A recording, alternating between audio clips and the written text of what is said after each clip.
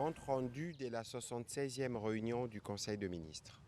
Le président de la République, chef de l'État, Félix Antoine Tshisekedi Tshilombo, a présidé ce vendredi 30 janvier 2026 la 76e réunion du Conseil de ministres. 5 points étaient inscrits à l'ordre du jour, à savoir 1. Communication du président de la République, chef de l'État. 2. Point d'information. 3. Approbation d'un relevé des décisions du Conseil de ministres. 4. Examen et adoption de dossiers. Et 5. Enfin, examen et adoption de textes.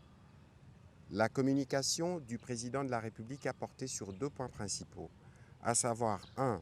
De la nécessité d'appliquer la loi relative aux télécommunications et aux technologies de l'information et de la communication. Le président de la République attache une importance primordiale à la pleine application de lois de la République, socle de l'état de droit, de la justice sociale et de la crédibilité de l'action publique. À cet égard, il a rappelé que la loi numéro 20/017 du 25 novembre 2020 relative aux télécommunications et technologies de l'information et de la communication, adoptée pour moderniser et assainir les secteurs, consacre des avancées significatives, notamment en faveur de travailleurs congolais. L'article 40 de la dite loi reconnaît expressément le droit des travailleurs congolais des entreprises de télécommunications de participer à la hauteur de 5% au capital social de leurs entreprises. Cette disposition vise à promouvoir l'inclusion économique nationale, à renforcer la justice sociale, à améliorer les climats sociaux et à favoriser un partage équitable de la valeur créée dans ces secteurs stratégiques de l'économie.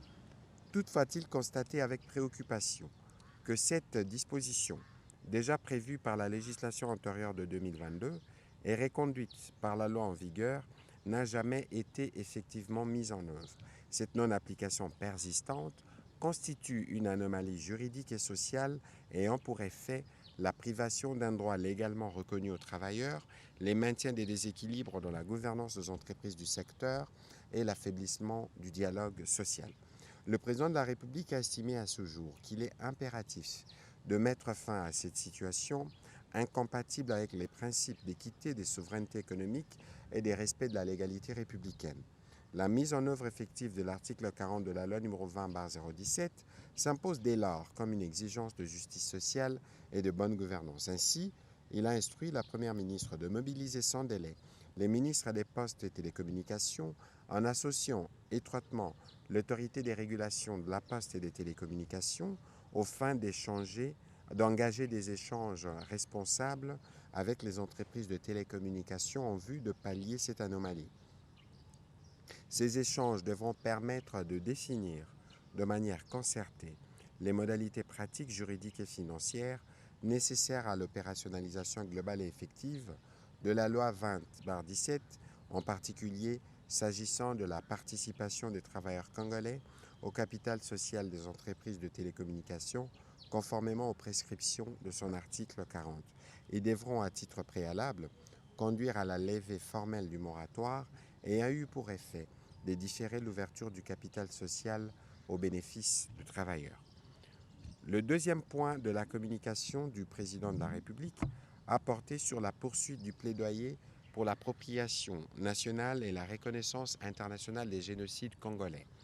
La République démocratique du Congo demeure confrontée depuis plusieurs décennies aux conséquences dramatiques des atrocités des masses perpétrées sur son territoire, particulièrement dans sa partie est ayant entraîné la mort de milliers de nos compatriotes, des déplacements massifs de population, ainsi que de souffrances humaines d'une ampleur inacceptable.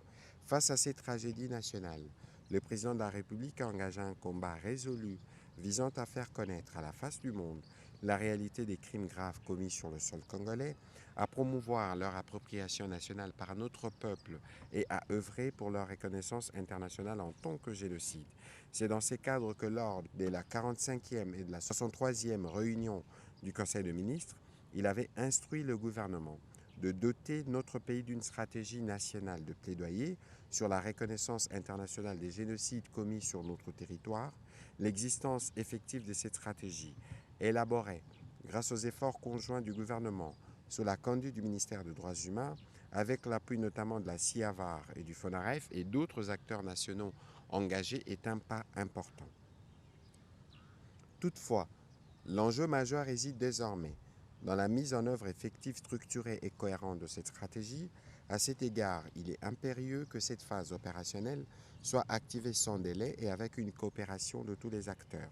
À cet effet, le président de la République a engagé le gouvernement, sous la coordination de la Première ministre, à mobiliser les ministres des Droits humains, le ministre de la Communication, médias et porte-parole du gouvernement, ainsi que l'ensemble des institutions et acteurs concernés afin de conduire ces plaidoyers dans un cadre pleinement coordonné, garantissant la cohérence des messages, l'alignement diplomatique et l'efficacité de l'action au niveau national, régional et international. Ces plaidoyers, a-t-il martelé, doivent s'inscrire dans une démarche rigoureuse, crédible et constante, à la hauteur de la mémoire des victimes et des attentes légitimes du peuple congolais en vue de la reconnaissance de la vérité historique, de la justice et de la réparation. La mémoire des victimes, la dignité de la nation et l'exigence de justice commandent que ces combats soient menés avec détermination, unité et responsabilité. Un rapport de mise en œuvre de cette stratégie est attendu sur une base trimestrielle du ministre des Droits humains afin de lui permettre d'apporter en temps utile les orientations ainsi que les arbitrages nécessaires.